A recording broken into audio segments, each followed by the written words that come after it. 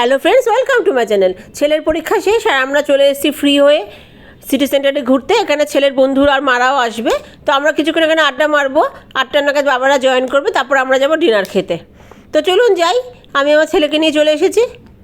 তো এখানে বসে আছি আমরা ফোয়ারাটার ফাউন্টেনটার সামনে। তো খুব সুন্দর ওয়েদার, ভীষণ সুন্দর ফাউন্টেন, আর চারিদিকে প্রচুর পরিমাণে কাপেল বসে আছে, বয়ফ্রেন্ড গার্লফ্রেন্ড। ওয়েদারটা খুব ভালো, একদম গরম নেই, খুব সুন্দর হাওয়া দিচ্ছে। এই জায়গাটা বসতে আমার খুব ভালো লাগে। তো প্রচুর পরিমাণে কাপেল এখানে বসে আছে।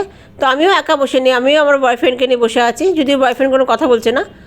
তো আমরা এখানে ওয়েট করছি সবার জন্য। তো ওরা এলেই আমরা যাব।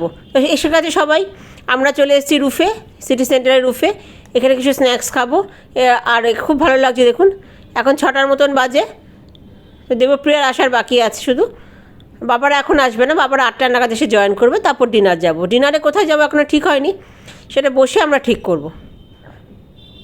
খুব সুন্দর ওয়েদার। তো আমরা যাব বার্গার কিংয়ে। তো চলে এসেছি আমরা বার্গার কিং একটা স্ন্যাক্স খেতে।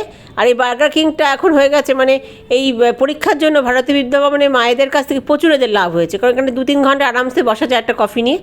তো আমরা এখানে প্রচুর বসেছি, মানে পুরো সব কটা পরীক্ষাতে এখানে বসে কফি কোল্ড ড্রিঙ্কস নিয়ে বসেছিলাম। তো প্রচুর এদের আয় হয়েছে ভারতী বিদ্যাভবনের মায়েদের কাছে। তো আমরা বেশি কিছু অর্ডার করিনি, কফি আর ফ্রেঞ্চ ফ্রাই অর্ডার করেছি, যেহেতু রাত্রে ডিনার খাওয়া হবে। তো ফ্রেঞ্চ ফ্রাই আর কফি, এখন ওরা দুজন কফি খাচ্ছে, ফ্রেঞ্চ ফ্রাই, আর বাচ্চাদের জন্য কোল্ড ড্রিঙ্কস আর পিৎজা পাফ। বাচ্চাদের মধ্যে আমিও পড়ি, আমিও একটা কোল্ড ড্রিঙ্কস নিয়েছি। তো এখন এটা দিয়ে এনজয় করি, তারপর একটু পরে দেবপ্রিয়া চলে আসবে।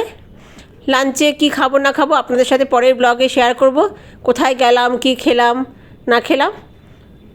তো আজকে এই পর্যন্ত, টাটা।